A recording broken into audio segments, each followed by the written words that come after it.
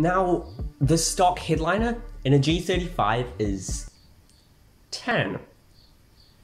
Now, whoever it is at Infiniti or Nissan, 10 is not the vibe. 10 does not look good. 10 is as ugly as something that's really ugly. We'll reupholster it with a dark suede. Now, I went to Spotlight New Zealand and I ordered a charcoal suede. Turns out, Spotlight's definition of charcoal, or a black, or a very dark grey, is dark blue. How, in what world, is dark blue and charcoal the same colour? That's what they did, so I guess we're going with, I actually think it's gonna look really good because, you know, it's got like, you know, perhaps a nice accent colour for the car. It's gonna be more unique, and you know, the accent colour as the headliner, I think it's gonna be pretty cool. So we're definitely gonna go with it. I think it's gonna look really good. But today, we'll teach you how to do it. A lot of the instructions will be based around what adhesive you use, so just follow those instructions. It'll be pretty self-explanatory, but I'm gonna show you the way. Now, the adhesive you want to get has to be a spray adhesive, and basically made for headliners, because you gotta need something pretty heavy duty, because you know, you think about it's upside down, it is stretched on quite a lot, and, you know, the heat of a Hummer, the heat of summer is gonna put a lot of, you know, tension on it. Don't worry about a car getting dented. If I jump out, swing my shine, this man's lungs and I'm minted, stack my bread, then I got it. I filmed this very weirdly. So first, we're gonna be looking at how to do the pillars. I recommend you do the pillars first because, you know, get some practice. You're not gonna be that good, so you'd rather screw up on the pillars than the whole big roof. So, yes, let's go. Hopefully that angle's good. You can watch me spray this. It's gonna start raining, so you can listen to the rain.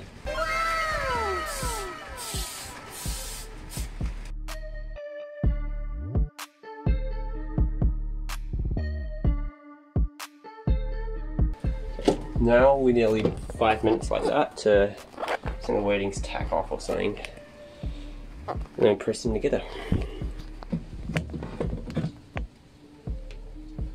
Bruh.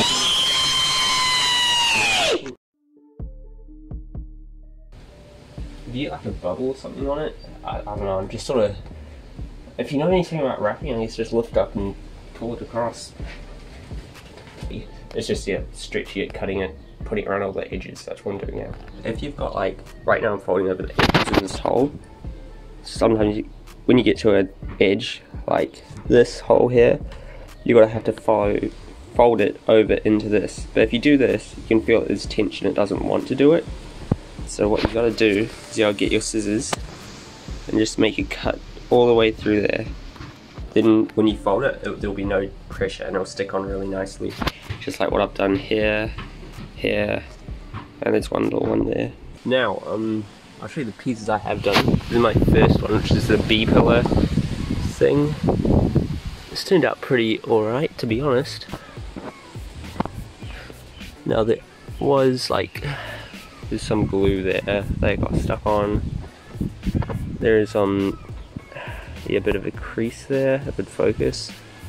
Then we went on to the second piece, and this thing's immaculate. There's nothing at all wrong with it. Like, it's perfect. Then I went on to doing this piece, which is the rear C-pillar bit, which is definitely the hardest of the small parts to do. And like, it's pretty good for the most part, but there was one time where I accidentally cut it there, and I realized, oh no, you've got to be able to see that, so I had to just put that bit on. This guy stinks! Yeah. Apart from that though, it's pretty good. It takes a lot of time. The first one took me about 50 minutes to do one little B-pillar bit. Honestly, it's not that hard, like they all look pretty good, so I'm pretty happy with that. I made a mistake. Yeah, there's cut a bit too far over, but anyways, that's alright, because I'll just get another scrap and do it along here. Not ideal, but it's alright. So, I'm putting a suede on the actual headliner now, and if you do it all at once, it's gonna be incredibly hard to make sure you get it all everywhere without no like marks and all that. So we just gotta do a square first, and we'll start about here.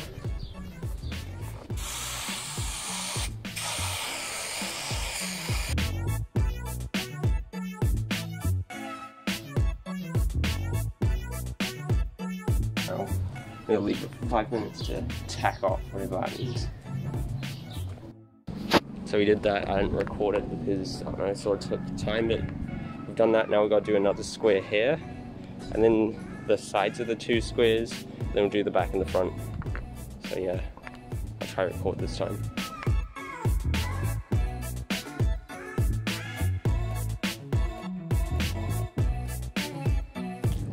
Boom! Yeah. Bruh. I'll film it this time, don't worry.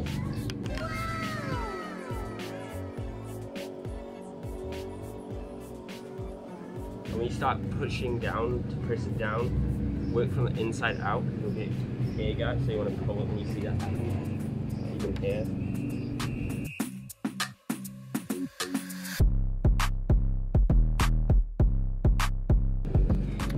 Alright, so those dotty areas there is because I put the glue on too heavy like a clown.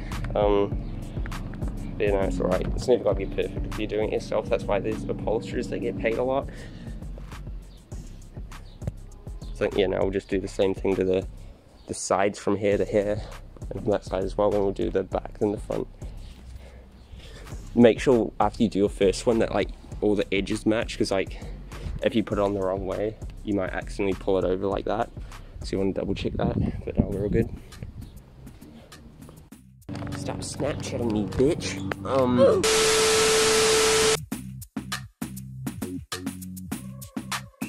Because you have to put quite a bit of glue in the gaps here because it's got to be more tension. But you don't want too much that then you see marks through the other side, so that's what you're doing a little bit. That's definitely too much. Let's get the cap. Where's the cap? Yes. Yeah, I don't know. As you can tell, I have no idea what I'm doing. I'm just...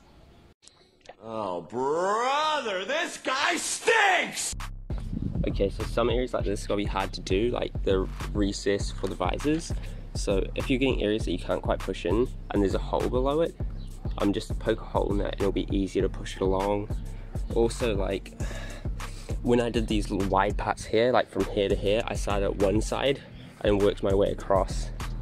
And yeah, so this part, because of this, it's a bit hard, but so I'm doing the edges now just so I cut back all the excess, so it's like a centimetre or 2 overlapping, and just glue on both the overlapping bit and the headliner, so then I'll fold it over, and yeah, make cuts if necessary.